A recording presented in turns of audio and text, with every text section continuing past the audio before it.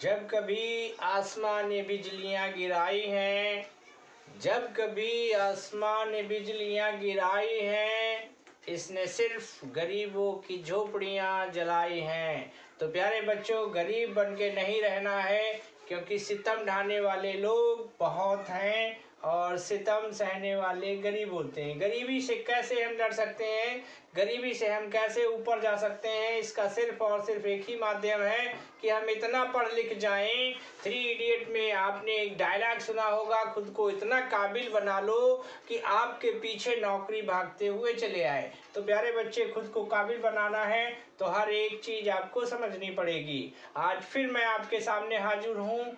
आप सबका स्वागत है मेरे YouTube चैनल तौफीक सर फ्री एजुकेशन में। आपके लिए त्रिभुज पाठ से मैं एक महत्वपूर्ण प्रश्न लेकर आया हूँ। प्रश्न देखने में तो बड़ा आसान लग रहा है, बट है नहीं। क्या कह रहा है सवाल?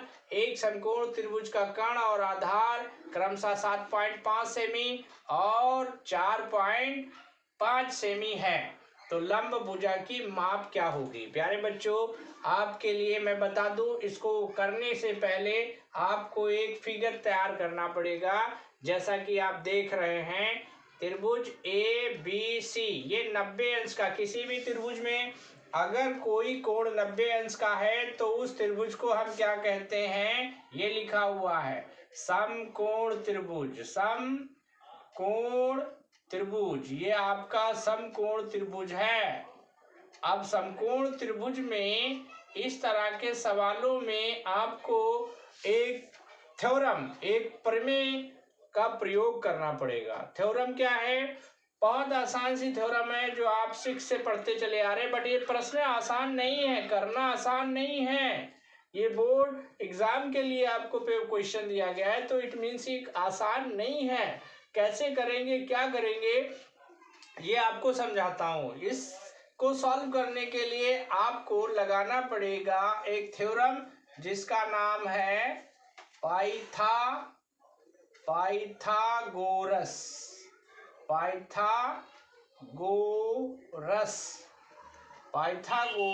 प्रमेय। तो पाइथागोरस प्रमेय क्या है?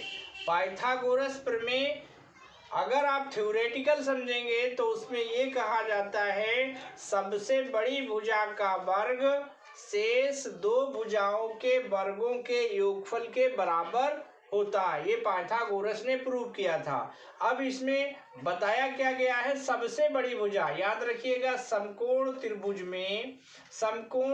में सबसे बड़ी भुजा का नाम होता है और नीचे वाली भुजा का भी नाम होता है और इसका भी नाम होता है। तो समकोण त्रिभुज में जो 90 अंश के सामने की भुजा होती है उसे हम कर्ण कहते हैं। कर्ण, ये आपके 90 अंश के सामने की भुजा है कर्ण। तो हमें ये कर्ण दे दिया गया है, कर्ण का मान है 7.5।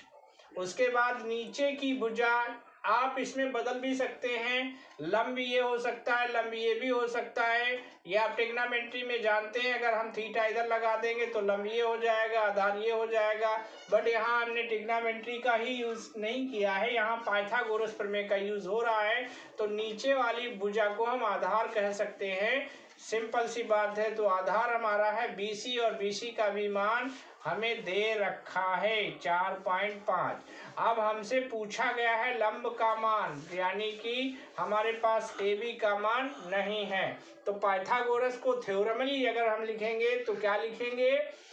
समकोण त्रिभुज की सबसे बड़ी भुजा का वर्ग शेष अन्य 2 भुजाओं के वर्गों के योगफल के बराबर होती है। ये तो थ्योरी में है, बट पाइथागोरस थ्योरम लिखने के लिए बहुत आसान तरीका है। क्या है भाई? कर्ण का स्क्वायर बराबर होता है लंब का स्क्वायर प्लस आधार का स्क्वायर। अब इसी में हमें पुटअप कर देनी है अपनी वैल्यूज। क्या क्या वैल्यूज हैं? हमारे पास वैल्यूज दी गई हैं। तो क्या वैल्यू है भाई? देखिए, कर्ण की वैल्यू तो हमारे पास दे दी गई है 7.5 का स्क्वायर। फिर उसके बाद लंब हमारे पास नहीं है, लंब की तो पता करना है। तो लंब हमारे पास है ही नहीं, तो हम लंब को लिखेंगे नहीं। आधार हमारे पास दिया गया है 4.5 का स्क्वायर। अब भाई देखिए यहाँ पे कठिन प्रॉब्लम क्या है। कठिन प्रॉब्लम ये है कि जब कोई डेसिमल वाला नंबर का स्क्वायर निकालना पड़ता है तो बच्चे अक्सर करके गड़बड़ी कर देते हैं। इसीलिए एग्ज़ाम में आपको इस तरह का क्वेश्चन दिया गया है। तो अब हम इसको कैलकुलेट कैसे करेंगे। हम बहुत आसान तरीके से इसका वर्गमूल सीधे सीधे निकालेंगे। कितना, 75 का वर्गमूल। 75 का वर्ग अगर निकालना, यहाँ पे डेसिमल भूल जाइए, डेसिमल थोड़ी देर के लिए भूल जाइए। अगर आप 75 का स्क्वायर निकालेंगे तो कितना हो जाएगा। देखिए इस सवाल को हम इधर ले जा रहे हैं, ये यहाँ पे आ गया। इसका 75 का स्क्वायर जब आप निकालेंगे तो कितना हो जाएगा, 5625। 5625।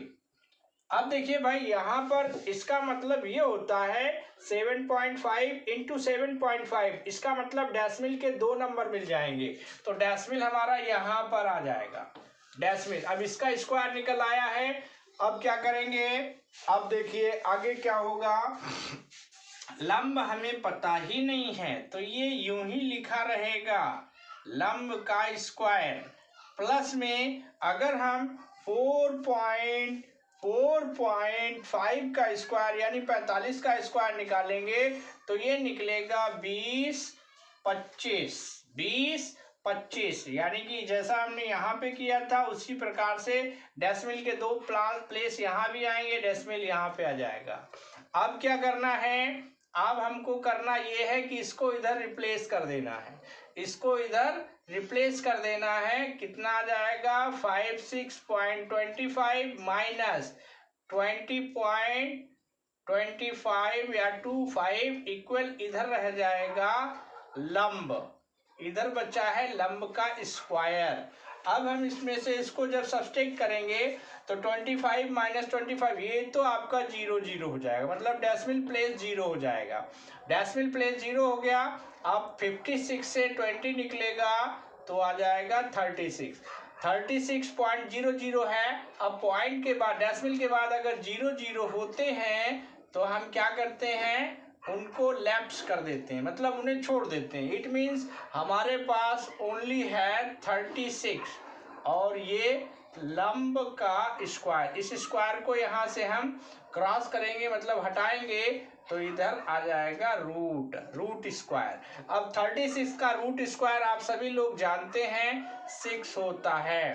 तो आपकी लंब कितना हो जाएगा, सेंटीमीटर, 6 सेंटीमीटर। इसका मतलब ये हो गया जो हमसे पूछा गया था लंब का मान आ गया है 6 centimetre. It is your final answer. तो प्यारे बच्चों, ये आपके सामने मैं लेके आया हूँ। बहुत इंपॉर्टेंट क्वेश्चन है, त्रिभुज चैप्टर ही पूरा इंपॉर्टेंट है। इसको कैसे लगाया है मैंने पूरी कोशिश की है कि आपके समझ में आए। अगर आपके समझ में आता है तो अभी तक मैंने कभी आपसे ये बात नहीं की है। अगर आपके समझ में नहीं आ रहा है तो आप मेरे व्हाट्सएप नंबर पे कमेंट करके आप इसमें पूछ सकते हैं पुनः। ये बहुत इंपॉर्टेंट क्वेश्चन है। आप देखिए मैंने बाई फिगर आपको समझाया है। फिगर आपका ये बना हुआ है, इसमें कर्ण क्या होता है, लंब क्या होता है, आधार क्या होता है, पाइथागोरस प्रमेय सेम क्या है और मैंने लिखी क्या है, उसके थ्रू सारा क्लियर कर दिया है। अगर आपको ये कहीं पर भी दिक्कत करे आप मेरे व्हाट्सएप नंबर पे हमेशा फ्री हैं, आप कभी भी कोई भी क्वेश्चन कर सकते हैं। कमेंट कीजिए, लाइक कीजिए, शेयर कीजिए। धन्यवाद। मिलते हैं अगले वीडियो में। Good bye.